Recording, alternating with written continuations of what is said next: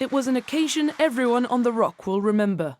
The night of the 23rd of June 2016, when the UK voted to leave the European Union by 52 to 48%. So here at ITV News at just gone 4:30 in the morning, we are calling it for Leave to win this referendum. And Sky News is projecting that the UK has voted out. Gibraltar was the first constituency to announce its result and the most decisive pro-Remain vote at 96%. The number of votes cast in favour of remaining a member of the European Union was 19,322. But the numbers did not go in the Rock's favour. And by the morning, the Prime Minister who'd called the referendum, David Cameron, paid for his decision with his resignation. But the British people have made a very clear decision to take a different path. And as such, I think the country requires fresh leadership to take it in this direction.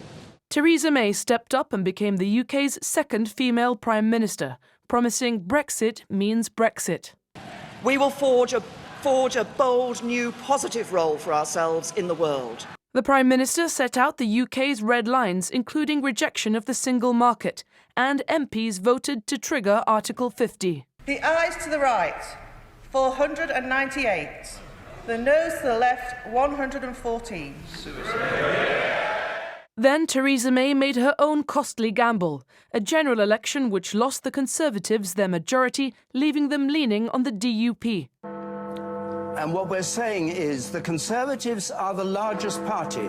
Note, they don't have an overall majority at this stage. At this time, more than anything else, this country needs a period of stability. The shape of the Brexit deal began to emerge, and the Northern Irish backstop became a problem. Objectors included the DUP and members of the cabinet, such as Boris Johnson.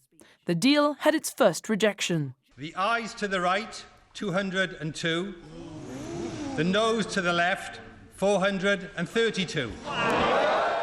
On Gibraltar's side, the deal saw the agreement of 4 memorandums of understanding on citizens' rights, tobacco, the environment and law enforcement, along with a tax treaty with Spain. If there is a withdrawal agreement for the United Kingdom, there will be a transition period. And if there is a transition period, Gibraltar will be part of it. However, Spain maintained a veto over whether the future relationship would be applied to the Rock as well. Gibraltar and its supporters also fought the inclusion in associated legislation of a reference to the Rock as a colony. The UK Parliament was in gridlock. The Brexit process was extended and Theresa May stepped down, with Boris Johnson taking over. And we will do a new deal, a better deal, that will maximise the opportunities of Brexit while allowing us to develop a new and exciting partnership with the rest of Europe, based on free trade and mutual support. More political turmoil followed, including a constitutional row over parliamentary prorogation. Boris Johnson unveiled his new Brexit deal. It was again rejected, and another general election was called. And we will work round the clock to repay your trust and to deliver on your priorities with a parliament that works for you. The Conservatives won a massive majority. Brexit became inevitable, and an immediate no-deal exit at least was averted as the deal was finally passed. The ayes to the right, 358. The noes to the left, 234. The UK's time in the EU drew to a close, with sadness from Remainers and glee from Brexiteers. I know you want to ban our national flags, but we're going to wave you goodbye. If you disobey the rules, you get cut off. Could we please remove the flags?